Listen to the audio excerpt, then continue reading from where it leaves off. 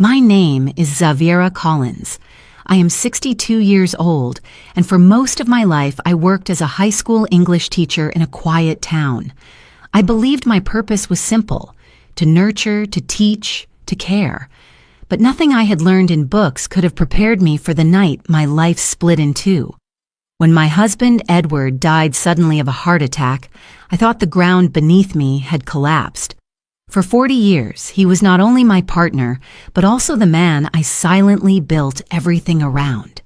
We had survived hardships together, shared laughter at our old wooden cabin by the lake, and raised our only son.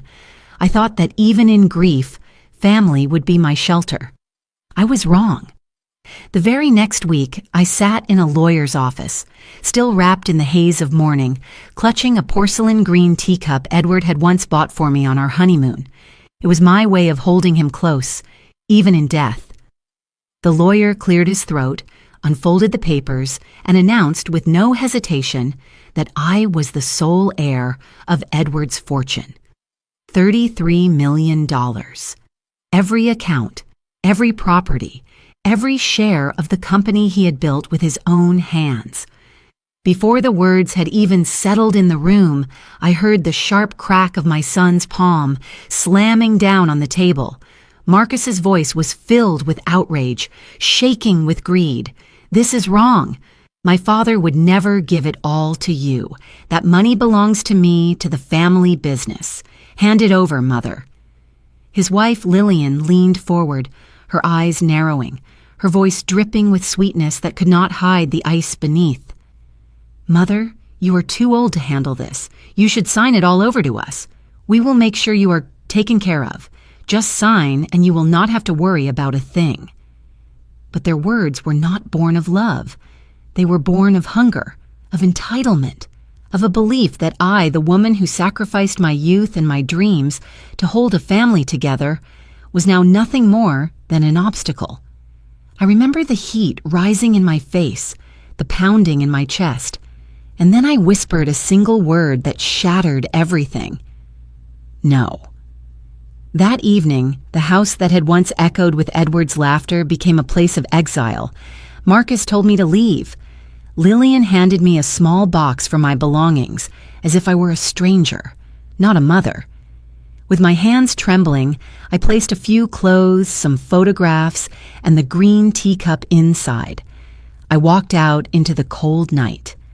I drove until the road curved around the lake, until the trees opened up to reveal the cabin Edward and I had called our safe haven. It was dark, quiet, and dust lay thick on the shelves, but it was still ours. That night, I lit the old fireplace, sat alone in the silence, and held the teacup close to my lips. The warmth of the tea and the memory of Edward were the only shields I had. And just when I thought the cruelty had reached its limit, the next morning I heard the roar of engines in the gravel driveway. Marcus, Lillian, and others from the family had come again. This time, their voices carried through the wooden walls of the cabin. They shouted, demanding entry, saying they would drag me out if they had to.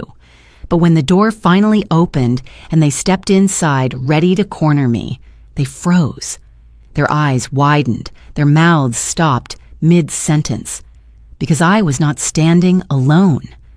Behind me were faces they did not expect, people whose presence carried weight, people who had known Edward, people who had the power to change everything. That was the moment the tide shifted. That was the moment they realized I was not as powerless as they believed.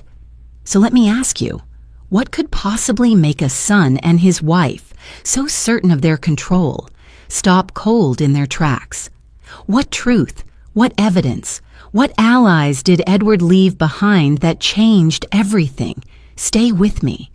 This is not just a story about money. It is a story about betrayal, about quiet resilience, and about how a woman thought disposable found her voice again.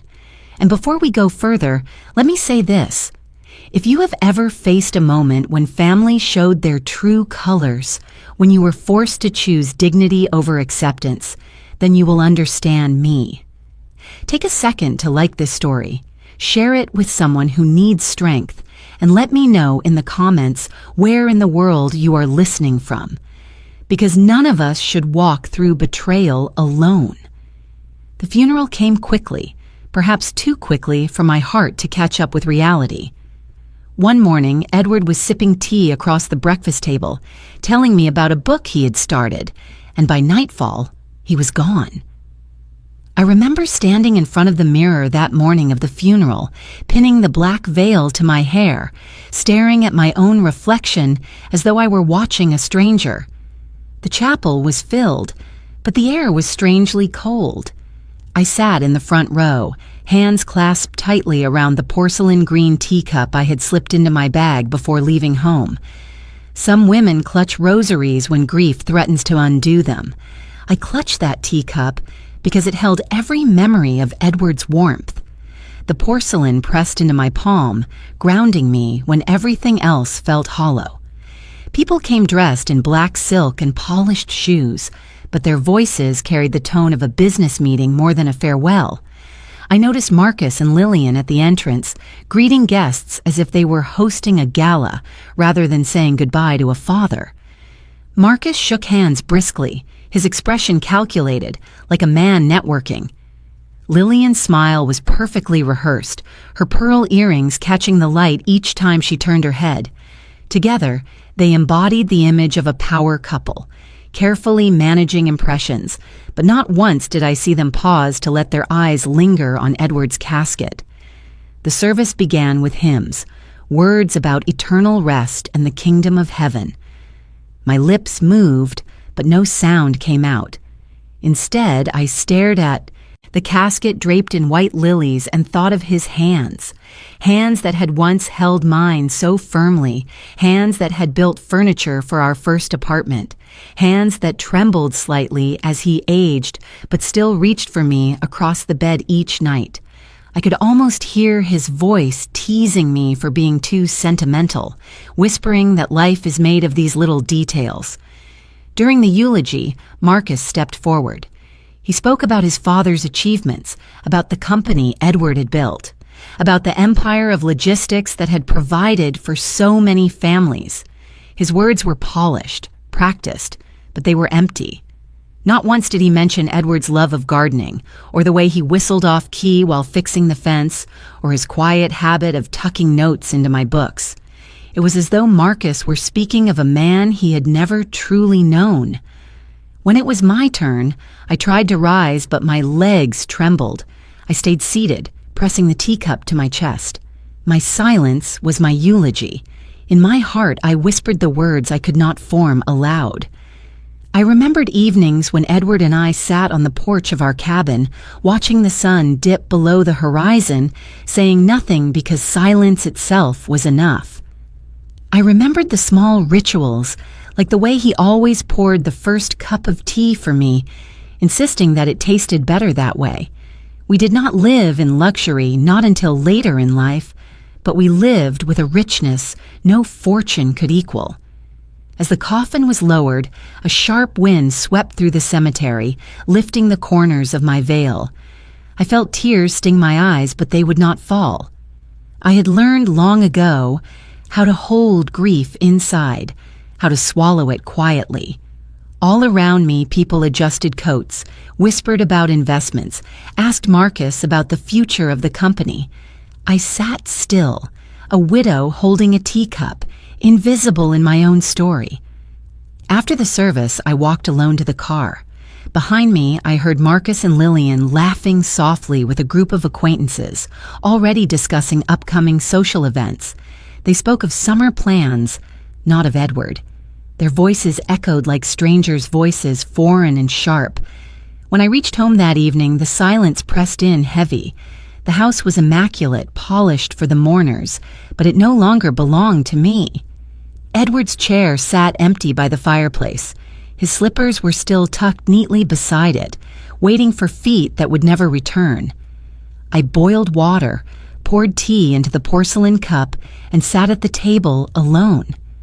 I stared at the steam rising and whispered to myself, I was always the shadow behind him. Now the shadow remains, but the light is gone. My reflection rippled on the surface of the tea, blurred and broken.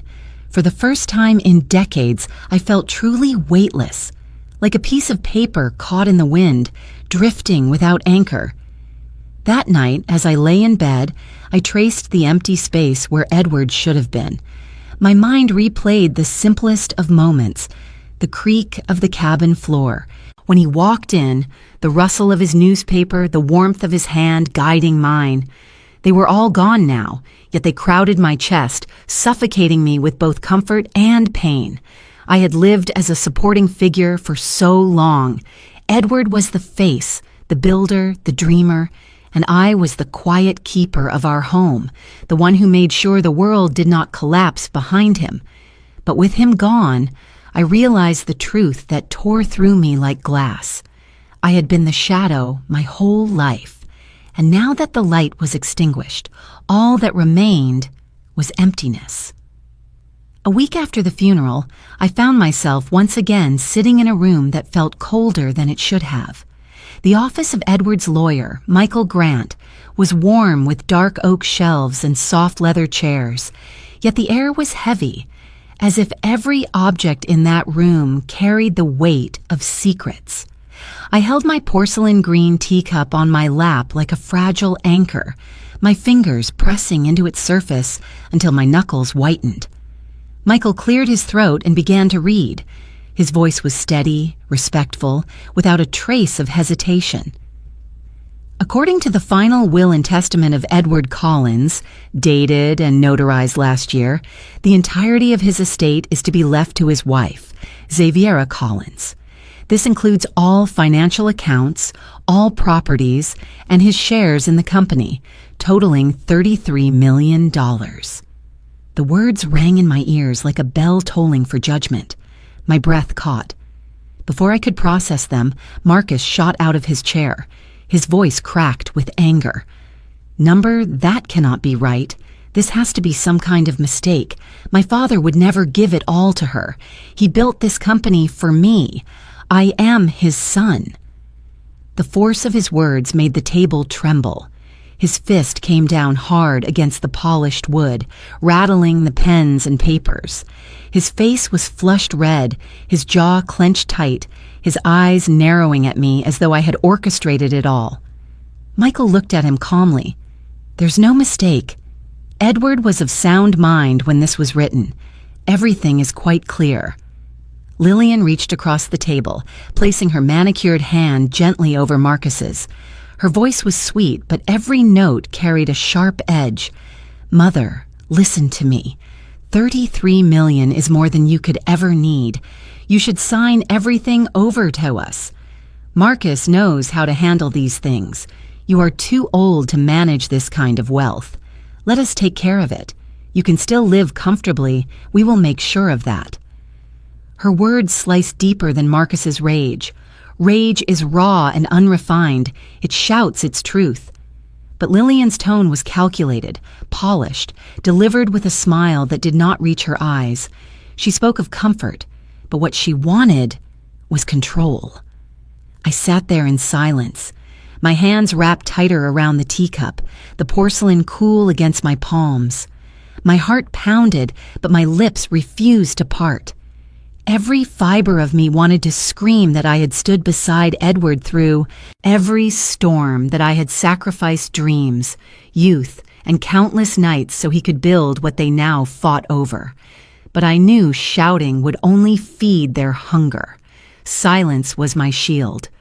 Marcus paced the length of the room like a predator caged.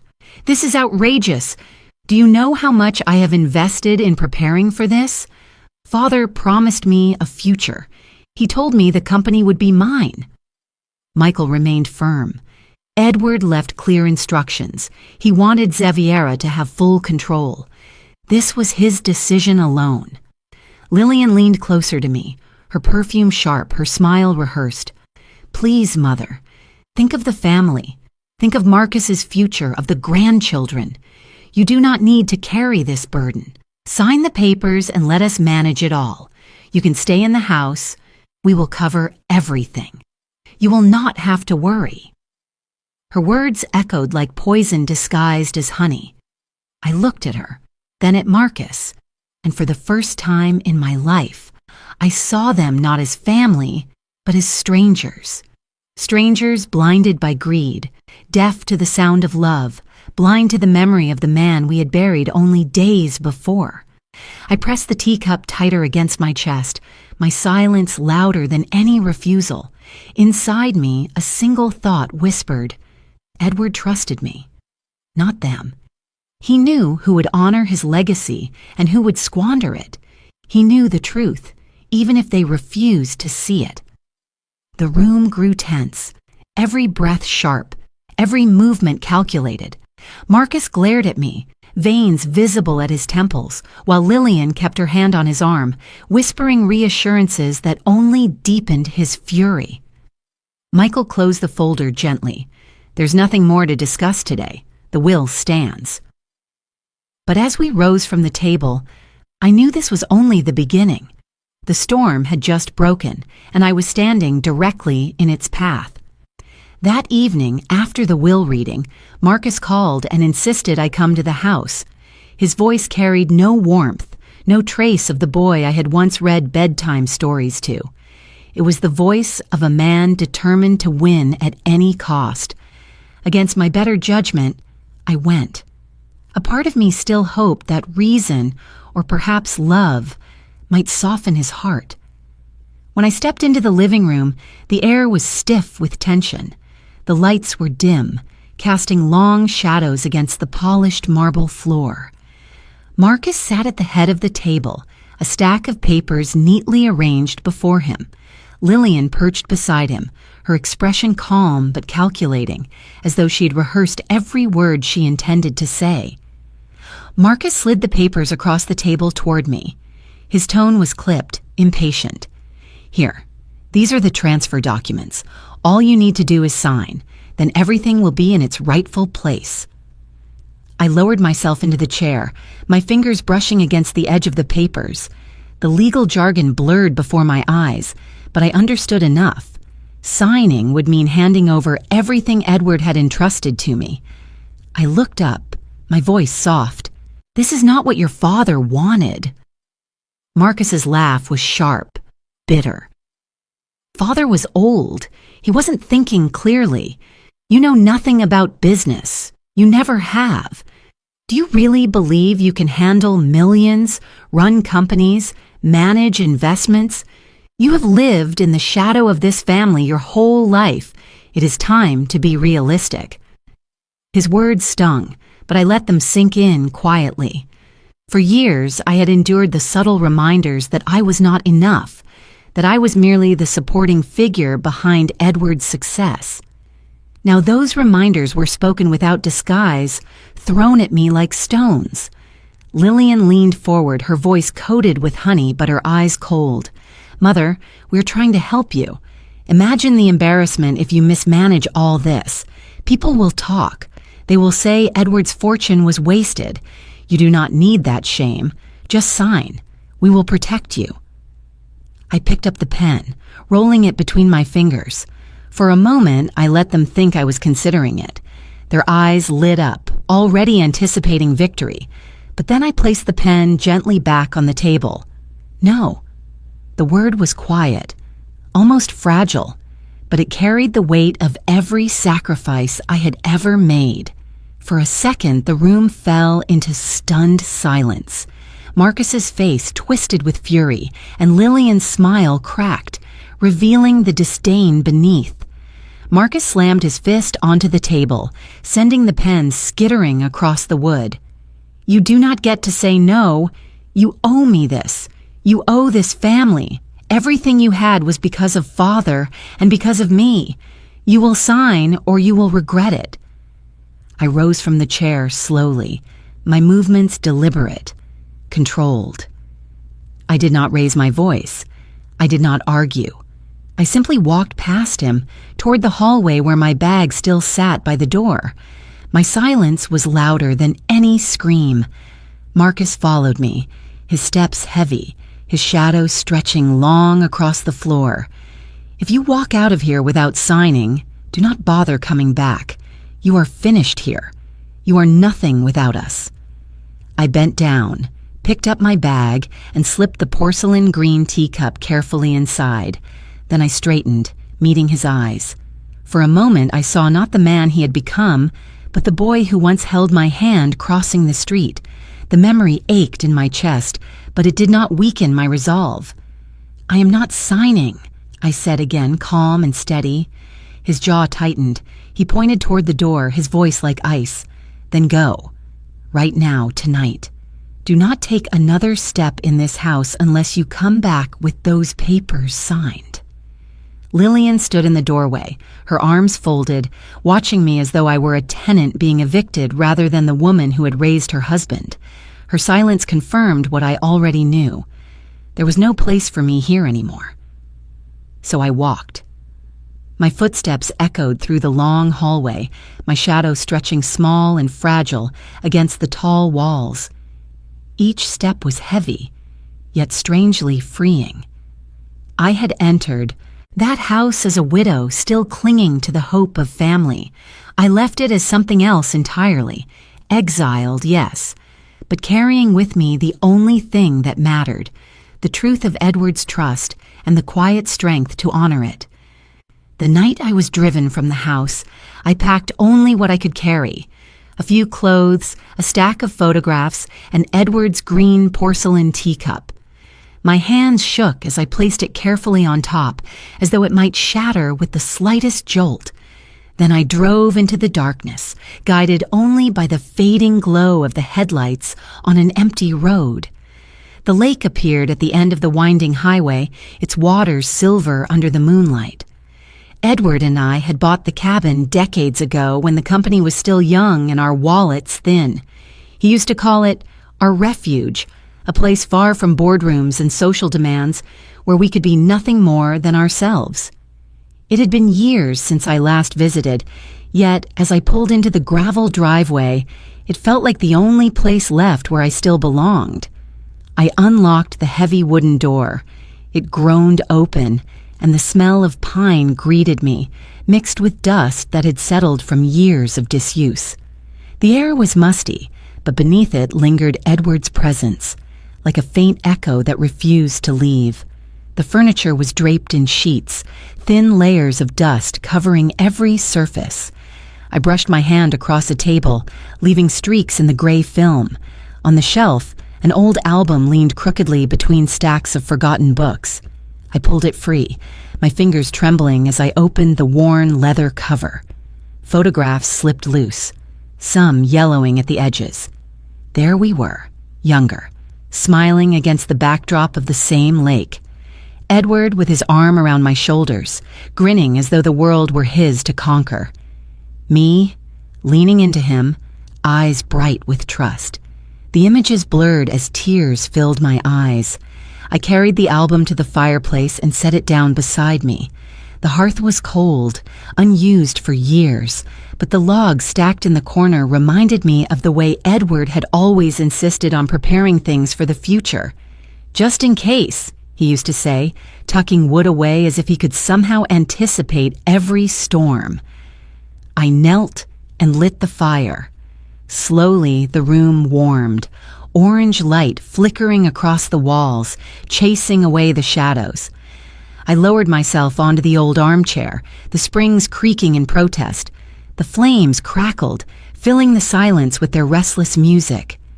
For a long time, I stared into the fire, watching the sparks rise and fade. My hand drifted to the teacup, which I had placed carefully on the small table beside me. It stood there like a witness, fragile but unyielding, much like myself. The cabin felt alive with memory. I could hear Edward's voice in the rhythm of the flames. "This is our place, Javi," he once told me, "where nothing can touch us. No expectations, no demands, just you and me." I remembered how his face softened when he said it, how his hand reached for mine across the armrest. For him, the cabin was more than wood and stone. It was proof that we could carve out a corner of the world for ourselves, even when the world tried to take everything else. I leaned back, my eyes heavy with exhaustion, and whispered into the air, I am still here, Edward, and I will keep what you gave me. I will not let them take it away." My voice cracked, barely audible, but the cabin seemed to hold the words as though the walls themselves were listening. The firelight danced across the teacup, making the porcelain glow faintly green.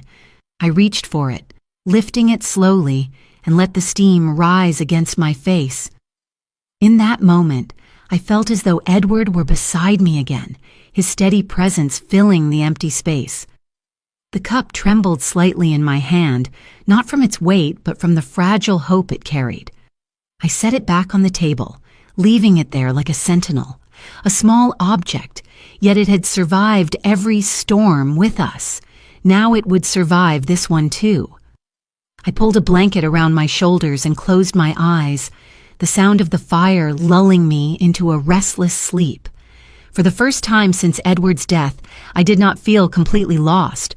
Broken, yes. Alone, yes. But not erased. As long as I could breathe in the scent of pine, as long as the fire burned in the hearth, as long as the teacup remained, a part of him would live with me here. Outside, the lake lay still, reflecting the cold glow of the moon. The world beyond this cabin might already be sharpening its claws, but here, for one night at least, I felt protected. And in that fragile protection, I made a silent promise. I would not give in. I would not let Marcus and Lillian erase me the way they wished. This cabin would be my ground, my refuge, and tomorrow, whatever storm came, I would face it. The morning after my first night at the cabin broke cold and gray, the lake shrouded in a thin veil of mist. I sat at the small wooden table near the window, cradling Edward's green porcelain teacup, steam rising softly in the dim light. For a fleeting moment, I almost convinced myself that peace had returned. But then I heard it, the crunch of gravel beneath tires, the sharp slam of car doors. Voices carried through the trees, sharp and hurried. I set the teacup down gently, my hand steady despite the pounding in my chest. Through the window I saw them, Marcus, Lillian, and two of Edward's distant cousins, striding across the yard like conquerors, reclaiming territory. Their polished shoes and designer coats looked out of place against the mossy stones and pine needles that carpeted the ground. They spoke loudly, as though volume could grant them ownership. The front door shook as Marcus pounded his fist against it. "Open up, Mother. We are done playing games. This cabin belongs to the family. Hand it over now." I did not move immediately. Instead, I sat still, letting silence gather around me like armor. The fire in the hearth crackled softly, defying their intrusion. After a long pause, I rose, walked to the door, and opened it slowly. They surged forward, ready to push past me. Marcus's face was tight with fury, his eyes blazing. "Step aside. You have no right to be here. Father never meant for you to have everything. This ends now." Behind him, Lillian crossed her arms, her lips pressed into a thin line. She spoke in that same honeyed voice, each word carrying poison. "Mother, this is embarrassing. Neighbors could see. Just sign the transfer papers and make this simple. You are clinging to something you cannot possibly handle." I remained calm, my hand resting lightly on the doorframe. This cabin was Edward's refuge. He left it to me. I am exactly where he wanted me to be. Marcus took a step closer, towering over me. "If you will not sign, we will make you leave, one way or another." Before I could respond, a firm voice echoed from behind me. "That would be a mistake, Marcus." The room shifted. From the hallway, Jonathan Hale stepped forward. His tall frame was unmistakable, his presence commanding. Jonathan had been Edward's partner from the very beginning, co-founder of the company, and his loyalty to Edward had never wavered. He placed a reassuring hand on my shoulder before turning his gaze on Marcus. "Your father told me everything. He trusted your mother to carry his legacy, not you. If you try to take this by force, you will dishonor everything he built." Marcus froze, momentarily stunned. He had not expected to see Jonathan here. But before he could recover, another figure entered through the open doorway. Sheriff Cole, a broad-shouldered man with a lined face that spoke of years enforcing the law in this county, tipped his hat politely to me before fixing his eyes on Marcus. "I heard some troubling talk, son. Threats, coercion. If you attempt to force your mother out of her own property, I will have no choice but to act. You may think this is just a family dispute, but under the law, it is trespassing and attempted theft." The air went heavy. Marcus's bravado faltered, his face paling slightly. He glanced back at the cousins who had come with him, but they avoided his eyes. Lillian, however, stepped forward, her voice sharp now, no longer sweet. "Sheriff, this is a private matter. You have no right to interfere." Sheriff Cole's eyes narrowed. "When someone threatens a citizen of this county on their own property, it becomes my matter. Consider this your warning." Silence fell. The only sound was the fire snapping behind me and the wind rustling through the pines outside. I stood still, my back straight, my hands steady. I did not need to shout. The presence of Jonathan and the sheriff spoke louder than any words I could offer. Marcus finally broke the silence, his voice low but venomous. "Fine. You think you can hide behind lawyers and old friends. This is not over. We will take this to court, and when we do, you will lose. You cannot stand against us forever." He turned sharply, gesturing for the others to follow. Lillian's glare lingered on me for a moment before she pivoted on her heel, her perfume trailing behind her like smoke. The sound of their retreating footsteps faded across the gravel, leaving only the echo of their threat. I closed the door gently, leaning against it for a moment, feeling the weight of what had just passed. The battle was no longer confined to whispered conversations or slammed fists on tables. It had become something larger, something that would play out in public under the scrutiny of the law. Jonathan placed a steady hand on my arm. "Edward trusted you, Chavi, and now it is time for you to trust yourself." The sheriff nodded in agreement. "Do not let them scare you. You have more strength than you know." I returned to the small table, lifted the green teacup once more, and let the warmth steady me. Outside, the mist over the lake began to lift, revealing clear water beneath. Their threats lingered, but so did something else, a quiet resolve growing stronger with every breath I took. 2 days after the confrontation at the cabin, I heard the crunch of tires again. This time, it was not Marcus or Lillian. A courier stepped out, dressed neatly in a navy jacket, carrying an envelope with my name typed neatly across the front. He handed it to me without a word, then turned and drove away, leaving a cloud of dust trailing behind him. I stood in the doorway, the envelope trembling slightly in my hands. I already knew what it was before I tore it open. The summons. Marcus and Lillian had filed suit to challenge Edward's will. They were demanding it be declared invalid, claiming undue influence, claiming Edward had not been of sound mind. My knees weakened, and I sank into the chair by the fireplace. The green porcelain teacup sat on the table, untouched since morning. I reached for it now, wrapping my fingers around its handle as though it might keep me from unraveling. The paper in my other hand felt heavier than its weight, like a stone pressing down on my chest. The words blurred as I read them, but the meaning cut clear. They were trying to erase Edward's final choice, to erase me from the story of his life. Fear coursed through me, sharp and hot, leaving me trembling. I had never been in a courtroom except for jury duty. The thought of standing there while my own son tried to dismantle my place in Edward's legacy filled me with dread. Yet beneath the fear, something steadier began to take root. A memory surfaced, unbidden but vivid. Edward and Marcus, standing in the company office years ago, their voices raised. Marcus had been in his early 30s then, ambitious but reckless. He had demanded a controlling share of the company. "You built this for me, Dad. It should already be mine. Edward's voice had been firm, unyielding. I built this with Jonathan, and I built it for the employees who gave their lives to it. I did not build it so you could strip it bare. If you want a place here, you will earn it, the way I did. Marcus had stormed out that day, slamming the door so hard the glass rattled. Edward had turned to me afterward, shaking his head. His eyes were heavy with sorrow, not anger.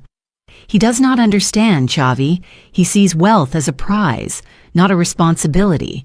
One day that difference will matter. Now, sitting in the cabin with the summons in my lap, I realized Edward had known this day would come. He had seen it clearly, the storm that was now crashing down upon me. I lifted the teacup to my lips, the steam curling against my face, and whispered into the empty room, "You saw this day, didn't you, Edward? You knew they would come for me. And still, you trusted me." The fire cracked in response, as though echoing his voice. Tears threatened, but I held them back. Grief had already taken so much of my strength. I could not let fear take the rest. Slowly, I folded the summons and placed it back in the envelope. Then I set it beside the teacup, the two objects side by side, one representing the battle ahead, the other the bond that could not be broken. I sat there for hours, letting the silence of the cabin settle around me until resolve began to harden like stone within me. I was not naive. I knew the courtroom would be brutal. They would question my worth, my role as Edward's wife, even my sanity. But I also knew something they did not. Edward's faith in me was not misplaced. He had chosen me for a reason. He had seen not just the shadow I thought I was, but the quiet strength he believed in. I traced the rim of the teacup with my finger, feeling the smooth porcelain. It had survived decades of use, cracks threatening but never breaking. In it I saw myself. Worn, yes. Weathered, yes. But unbroken. Tomorrow I would call Michael, Edward's lawyer. Tomorrow I would begin to prepare. Tonight I allowed myself to grieve once more, not for Edward's death, but for the son I had already lost long before he filed this lawsuit. The summons lay on the table like a gauntlet thrown at my feet. I would not walk away. I would not surrender. If they wanted a courtroom battle, then they would have it, and I would face it not as a shadow, but as Edward's chosen heir. The morning after I received the summons, the cabin no longer felt like a refuge. It felt like a war room. I swept the dust from the dining table, cleared space for papers, and lit a fire in the hearth. The crackle of the flames steadied me, as though Edward himself was reminding me not to tremble. By noon, Michael Grant arrived. He carried a heavy leather briefcase, his expression both grave and reassuring. He set the case down on the table and looked at me with kind but determined eyes. "Xaviera." Edward anticipated this. "He left you more than memories. He left you protection." From the briefcase, he drew a stack of documents, spreading them neatly across the table. At the top was a medical file, stamped and signed. Michael tapped the page with his finger. "This is from Dr. Patel, Edward's physician. Less than 2 months before he passed, Edward underwent a full cognitive evaluation. He was sharp, fully competent, and the doctor recorded that explicitly. This alone dismantles any claim of incapacity." I traced the letters with my fingertips, a wave of relief rising in me. Marcus and Lillian's accusations suddenly felt smaller, as though the truth itself was lifting me up.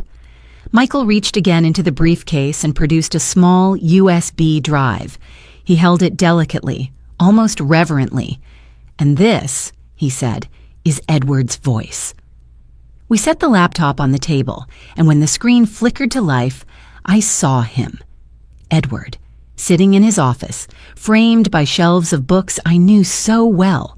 His eyes, though tired, held the same unwavering clarity I had known all my life. His voice filled the cabin, steady and calm. "If you are watching this, it means I am gone. Marcus, If you are challenging my decision, know that I made it with full heart and mind. Xaviera has been the foundation of this family, the one who held it together when I was consumed by the company. I trust her judgment beyond anyone else's. My fortune, my shares, our home, it belongs to her, not because she demanded it, but because she earned it with every quiet sacrifice. I covered my mouth with my hand, my breath breaking. It was Edward, not just leaving me wealth, but leaving me his voice to shield me when mine faltered. I whispered into the quiet room, "You thought of everything, didn't you?" Before I could sink deeper into emotion, another knock came at the cabin door. Jonathan Hale stepped in, carrying a slim folder under his arm. He greeted Michael with a nod and came to sit across from me. His presence alone carried a weight Marcus could never match. He slid the folder across the table. "These are the partnership agreements. Edward transferred decisive voting power to you over his shares last year. He wanted to make sure Marcus couldn't strong-arm his way into control. This document makes it ironclad." I opened it carefully. There, in black and white, Edward's signature rested beside Jonathan's, affirming what he had already told me countless times in private, that the company was not just Marcus's inheritance to exploit, but a legacy to be protected. As the weight of that sank in, a third visitor entered. Sheriff Cole, his hat in his hands, stood in the doorway with a solemn nod. "Mrs. Collins," he said, "I am here to put my word on record. I witnessed Marcus threaten you at this cabin. If they want to drag this into court, I will testify. A son's greed does not erase the law." For a long moment, I could not speak. I looked at the three men gathered around my table, Edward's lawyer, his partner, and the sheriff, and felt the strength of their loyalty, pressing against the shadows that had haunted me, the papers, the video, the signatures, the witnesses. It was all here. Edward had left me more than fortune. He had left me enough to stand firm, to weather the storm Marcus and Lillian were bringing. I reached for the green teacup and held it steady in my hands. The porcelain was warm from the tea I had poured earlier, the faint steam curling upward. I looked into its surface and whispered, "Edward, you prepared me for this. You knew the day would come, and you made sure I wouldn't stand alone." The fire crackled in the hearth. Michael, Jonathan, and Sheriff Cole sat quietly, their presence as strong as the evidence spread across the table. For the first time since the summons arrived, I felt something settle inside me. Not peace, not yet, but resolve. I placed the teacup back on the table, beside Edward's documents, and straightened my back. The fight was coming, but I was ready. The courthouse smelled faintly of polished wood and old paper, a scent that clung to the air like history itself. I had walked through those doors before as a juror, never imagining I would one day sit here as a defendant in my own family's war. The bailiff's voice echoed as he called the case, and I followed Michael into the courtroom, my hands tightening around Edward's green porcelain teacup hidden in my bag. The room was stark, its walls high, its windows narrow. Everything about it seemed designed to strip a person down to truth or humiliation. Across the aisle, Marcus sat with his lawyer, his shoulders square, his expression hard. Lillian was beside him, her posture perfect, her chin lifted like a queen on parade. Their eyes never softened when they met mine. For a moment I saw not my son and his wife, but adversaries, strangers willing to scorch everything just to hold more. When the judge entered, the air thickened.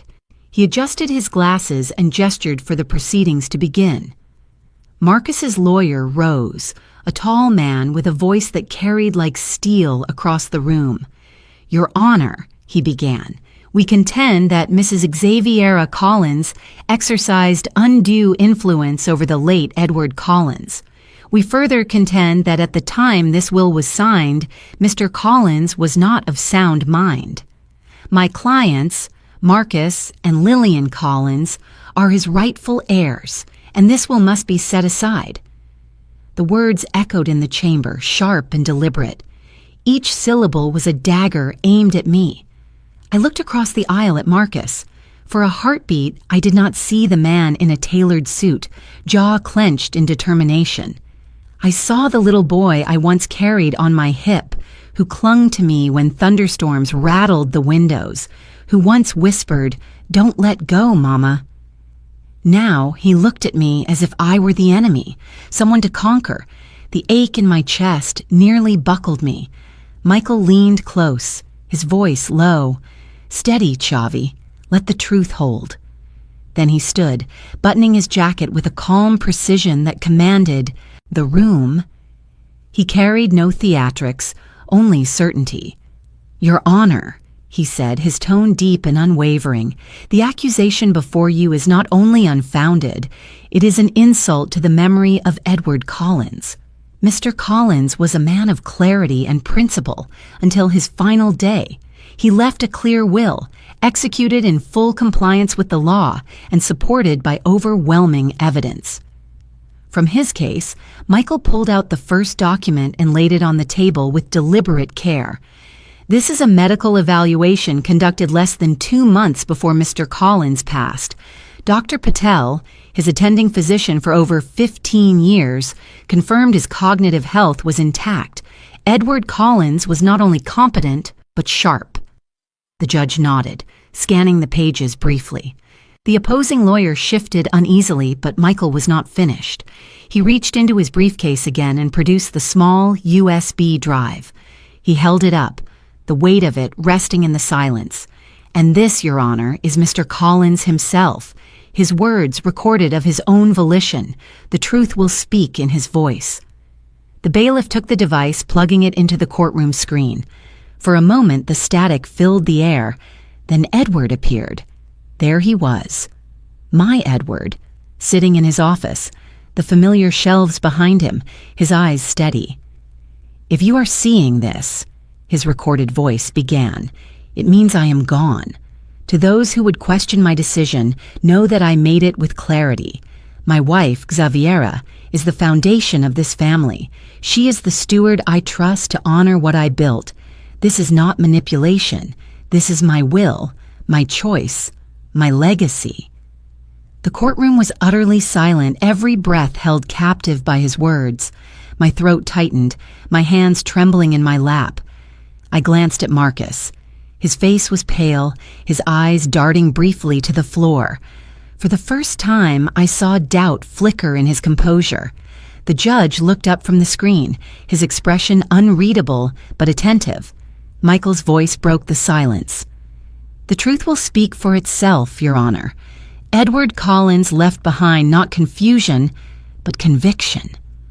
I sat back, my chest rising with a slow, steady breath. The battle was only beginning, but in that moment I felt Edward's hand guiding me again. His voice still lived, stronger than any accusation, stronger than the greed that now sat across from me. I whispered in my heart, "I am not alone, not while his truth remains." The screen glowed again as the bailiff cued a second recording. Michael had told me that Edward left more than one message, each prepared to answer a different doubt. The courtroom dimmed under recessed lights, and the image sharpened into the pale wood of our lakeside cabin. Edward sat near the stone fireplace in the green plaid shirt I used to fold every winter. A band of afternoon sun crossed his cheek. He looked straight into the lens, clear and unhurried. He spoke with the quiet certainty that once calmed storms in our home. "I leave my estate to Xaviera, the woman who stood beside me from nothing. Marcus, you chose a different road. This is not punishment. It is truth." His voice filled the courtroom the way the lake fills its shore, simple, complete. Even the judge settled back, as if making space for the weight of what he had heard. Across the aisle, Marcus went pale, color drained from his face, and the tendons in his neck pulled tight. Lillian reached for his sleeve, but he shook her off and fixed his stare on the table, jaw grinding like a locked hinge. For a heartbeat, the boy I once lifted onto my hip appeared through the man he had become, then vanished under the old hunger. Michael let the silence linger. Then he rose. "Your Honor," he said, voice steady, "we submit written communications from Mr. Marcus Collins to his father." He lifted a folder. Inside, printed emails lay in precise order. He selected one, held it up, and passed it to the clerk. "Dated 6 months before Mr. Collins passed. Please read the highlighted line." The clerk read, diction clipped and clear. "If you do not transfer the shares soon, I will find another way to take them." The sentence struck the air like a gavel. Somewhere behind me, someone exhaled. The sound vanished into the hush that followed. The opposing attorney stood, protest loaded on his tongue, then faltered. "Context," he managed. "These are fragments taken out of context." Michael inclined his head. "Then let us add context. The rest of the thread is in the exhibit, as are later messages repeating the demand." He did not press harder. He did not need to. The evidence breathed on its own. I kept my hands folded until the tremor in my fingers gave me away. Slowly, I reached into my bag and drew out the green teacup. I set it on the defense table where the window light caught its rim. My thumb found the tiny chip near the handle. I remembered the day it cracked on the cabin steps during a windstorm. Edward laughed, kissed my knuckles, and said we would keep using it. A small fracture does not end a thing built to endure. My gaze returned to Marcus. He would not look at me. He stared at the grain of the wood. Lillian leaned toward the attorney, whispering with a practiced smile. I wondered if she felt the floor tilt under her shoes. The judge cleared his throat, patience measured. "Counsel, do you have any rebuttal based on evidence rather than speculation?" The other lawyer spread his hands. He cited stress, grief, the volatility of family disputes. The judge nodded, unmoved. "Noted. Proceed, Mr. Grant." Michael requested that the cabin recording be transcribed into the record. Permission granted. The stenographer's keys began their soft percussion, preserving Edward's words in lines of ink that no argument could erase. A warmth rose behind my ribs. Not triumph, not yet, but a sturdiness like a hearth in winter. I placed my palm beside the teacup and let its cool porcelain center me. I thought of the long nights, when Edward worked and I balanced budget ledgers at our kitchen table, pencil dull, coffee cold, faith stubborn. He had known I could carry what he left. He had trusted me to hold the line. No one spoke. I kept my back straight and my breathing very steady. The courtroom held the stillness of a chapel after prayer. In that quiet, I chose not to meet force with force. I would not glare. I would not gloat. I simply breathed. I allowed the weight of truth to do its patient work. Edward once told me that justice is slow, but when it arrives, it does not shout. It stands, and the room rearranges around it. As the bailiff removed the flash drive and the screen went dark, that is what happened. The room subtly changed. And I, a widow holding a chipped teacup, did not feel small. I felt steady, like the shoreline that remains after the storm passes. The courtroom seemed frozen in a hush after Edward's video, and the emails had been entered into evidence. Even the air itself felt heavy, like the room was holding its breath. The judge leaned back, his eyes traveling slowly from Michael to Marcus. Finally, his gaze settled on my son. "Mr. Collins," the judge said, his voice even but edged with disappointment. "Do you truly believe wealth alone defines family? That inheritance is a birthright, regardless of your father's will or your conduct?" The question struck harder than any gavel. Marcus opened his mouth, but no words came. His face flushed, then drained pale again. He shifted in his chair, fists tightening against his knees. Lillian broke the silence. She leaned forward, her voice trembling, tears slipping artfully down her cheeks. "Your Honor, my husband only wanted what is fair. Mrs. Collins," she gestured toward me with a pointed finger, "has been selfish. She refuses to think of the generations to come. All this money, locked away under her name. It should be used to secure the family's future. We are not asking to erase her, only to share what belongs to all of us. Her words stung, though not because they were true. They stung because I had once believed she might be different, that she might see me as more than an obstacle.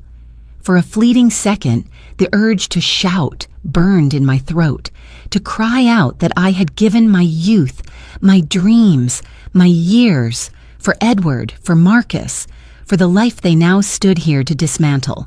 To remind her of every birthday I planned, every sacrifice I made, every quiet moment when my needs were buried under theirs. But I did not shout. My lips stayed closed. I folded my hands in my lap, steady and unmoving. My silence became my answer, heavier than any argument. The judge's gaze lingered on me for a moment before he nodded slightly, as if acknowledging restraint. Then he turned back to Marcus and Lillian. What I see before me is not a widow manipulating her husband, but a widow defending the legacy he deliberately placed in her hands. What I see are heirs who confuse entitlement with love, who believe money is proof of devotion. That belief is false. Michael remained still, letting the words settle. Across the aisle, Marcus looked down at the table, unable to meet the judge's eyes. The judge lifted his gavel, but paused, his voice carrying the weight of finality. This court finds the will valid. The estate of Edward Collins, in full, belongs to his lawful heir, Mrs. Xaviera Collins. The gavel struck wood with a resounding crack that seemed to echo through every bone in my body. It was finished. I did not feel the swell of triumph I thought might come. Instead, my hands trembled against each other, my breath unsteady. It was not victory I felt, but grief renewed. The grief of realizing I had lost my son long before this trial began. The paper may have been signed today, but the fracture had started years ago, in choices he made, in words he had thrown like stones, in the slow erosion of trust. I reached into my bag and rested my hand on the green porcelain teacup, my anchor, my reminder. I let its cool surface ground me. In my mind, Edward's voice whispered again, steady as the lake, "Stand tall, Chavi. Truth holds." The judge's words lingered in the air long after the gavel fell, and I let them echo inside me. This inheritance was never about riches. It was about recognition, about the truth of a life built in quiet partnership, in sacrifices unseen but not forgotten. I rose from my chair, my body fragile but my spine unbroken. For the record, from my own heart, I spoke softly, more to myself than anyone else. A legacy is not just money. It is truth, it is justice, and it is the values we choose to hold. The words slipped into the hush, and though no one answered, I felt them settle deep. They were the echo I needed, the closure Edward deserved. The sound of the gavel still rang in my ears as the courtroom emptied. Marcus stood stiffly, his eyes fixed on the floor. Lillian tugged at his arm, her face set in cold determination, but he shook her off and strode toward the exit. Neither of them looked back. No word, no farewell. Only silence and the click of their polished shoes fading down the marble hallway. For a moment, I sat frozen, my hands pressed lightly against the green porcelain teacup tucked inside my bag. My chest ached with the realization that I had not just won a case. I had lost the last fragile thread of connection to my son. Then I felt a weight on my shoulder. Jonathan stood beside me, his eyes steady. "Edward would be proud," he said, his voice low but firm. Sheriff Cole approached next, his hand resting briefly against my arm. "You stood tall, ma'am. That's not easy. You honored him with grace." Michael, gathering the documents into his briefcase, glanced up and added, "Justice spoke today, Chavi, but so did you, in your silence." I nodded, unable to speak, tears blurring the edges of my sight. We walked out together, my 3 protectors forming a quiet shield around me. The courthouse doors opened to the winter light, sharp and cold against my cheeks. Outside, the air tasted like freedom, though it carried the sting of finality. That evening, I returned to the cabin. The drive was long and quiet, the road lined with bare trees whose branches clawed at the gray sky. When I opened the door to the cabin, the smell of pine and wood smoke greeted me like an embrace. I set my bag on the table and lit the fire. I boiled water slowly, the kettle humming as though it knew the ritual by heart. I placed the green teacup on the table and poured the steaming liquid, watching it swirl with fragile grace. The cup warmed my palms as I lifted it to my lips. "Edward?" I whispered, my voice catching in the stillness. We kept it. We held the line. They could not take what you trusted me with. The fire popped in the hearth, a single spark rising and fading. I closed my eyes, listening to the crackle and hiss. "We kept it," I repeated softly, "and now I must decide what to do with it." I leaned back in the armchair, my shoulders heavy with exhaustion, yet beneath it a thin thread of peace began to form. The inheritance was safe. The legacy was intact. I had not shouted, had not fought with fists or fury. I had endured and prevailed. That night, I slept deeply for the first time since Edward's passing. The weeks that followed were filled with paperwork, signatures, and decisions that would shape the rest of my life. But I knew from the start that the fortune Edward left was not meant for idle comfort. It was meant to grow something. So I founded the Edward Collins Scholarship Fund. Its mission was clear: to support students who, like Edward once had been, were rich in determination, but poor in resources. Every detail mattered to me, from the criteria of need and merit to the promise that no recipient would ever be burdened with debt. The cabin became the headquarters. It was no longer just my refuge, but a place where young people gathered. Students came on weekends, bringing their essays, their dreams, their fears. The air filled with nervous laughter, the scratch of pens on paper, and sometimes tears of relief when they realized someone believed in them. I remembered sitting across from Edward years ago when we had barely $2 to spare, and hearing him say, "If we ever make it, Xavi, we'll make sure others can too." Now, with the fund, I was planting that promise into the soil of the future. One morning, as the first round of scholarship applications piled high, a knock sounded at the cabin door. I opened it to find Martha, my neighbor from years past. In her hands, she carried a bundle of fresh daisies, their petals trembling in the crisp air. She smiled shyly. "These are for you and for him. My son just finished college on a grant Edward once arranged for us quietly, without ever asking for recognition. Now you're carrying it forward." She pressed the flowers into my hands, her eyes glistening. "Xavi, you've sown again what Edward once sowed." I placed the daisies in a chipped vase on the mantel. Their bright yellow faces leaned toward the firelight, a small symbol of renewal. For the first time, I felt not only like a widow guarding a legacy, but a woman planting a garden of her own. The cabin walls, once echoing with loneliness, now rang with voices of promise. Every laugh, every hopeful question stitched me back together, thread by thread. By spring, the cabin was no longer quiet. It pulsed with life. The porch groaned under the weight of footsteps as students came and went, carrying books and hopes bigger than themselves. Inside, the air hummed with chatter, the smell of tea mingling with the aroma of soup that simmered on the stove. I watched as the rooms filled with faces that once might have been strangers, but now felt like family.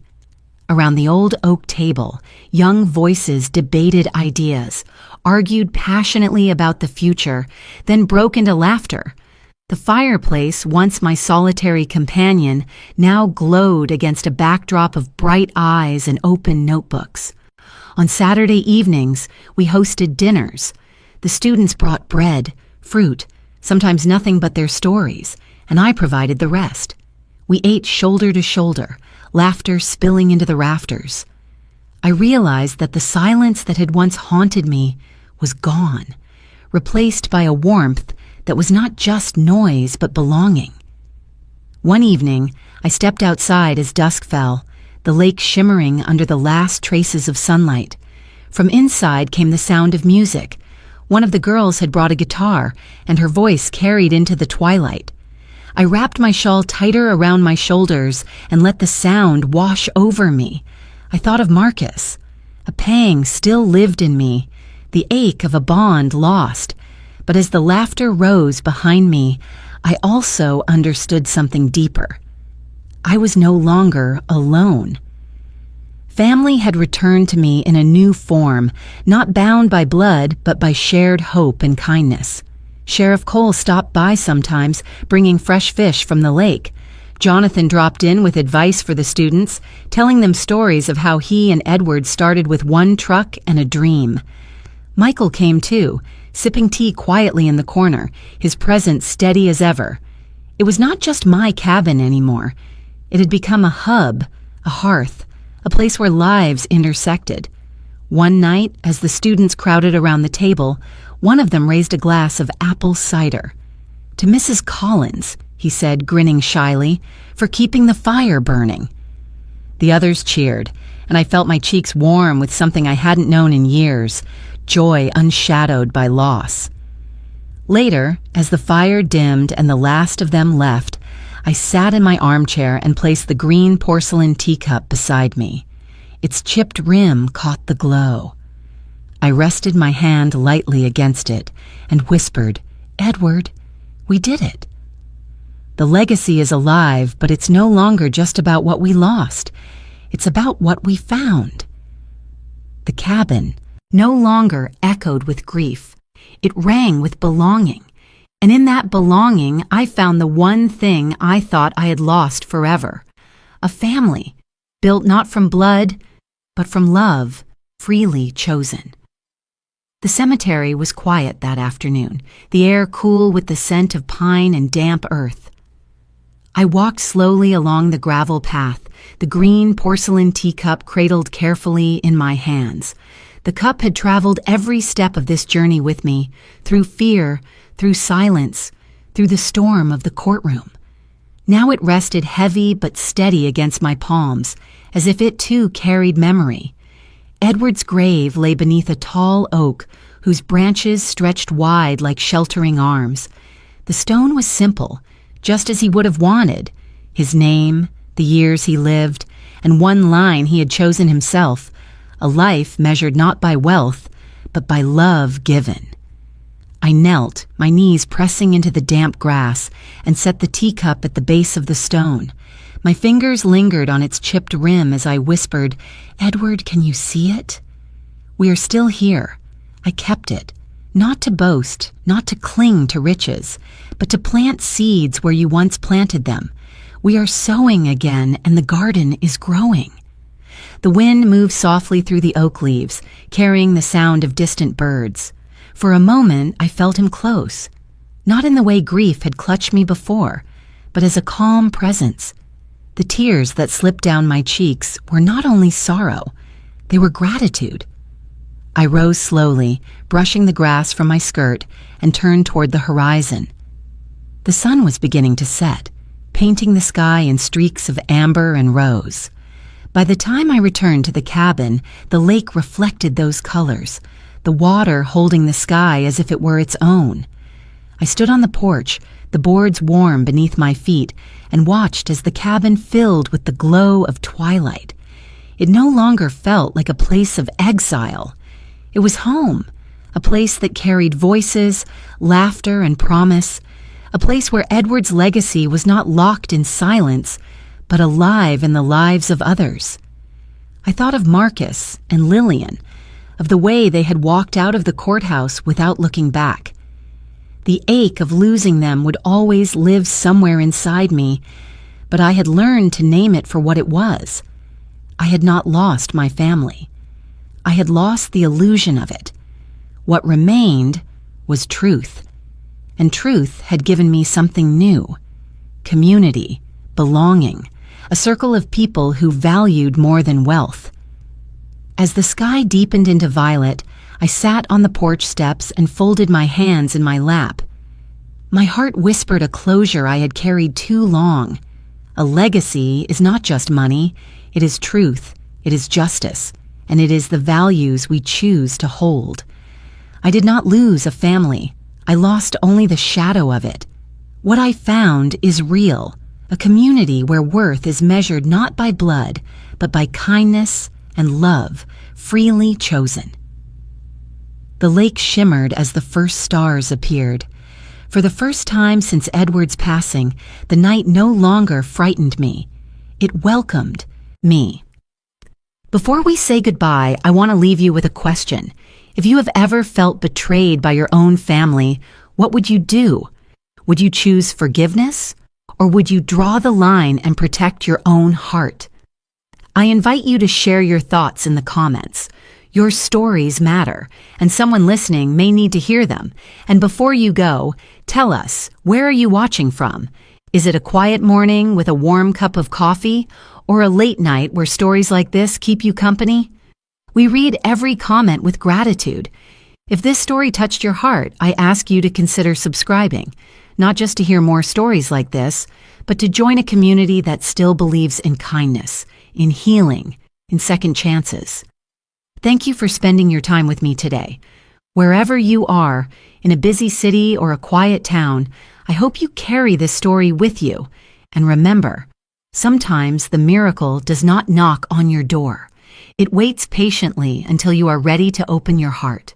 Take care, and I will see you in the next story.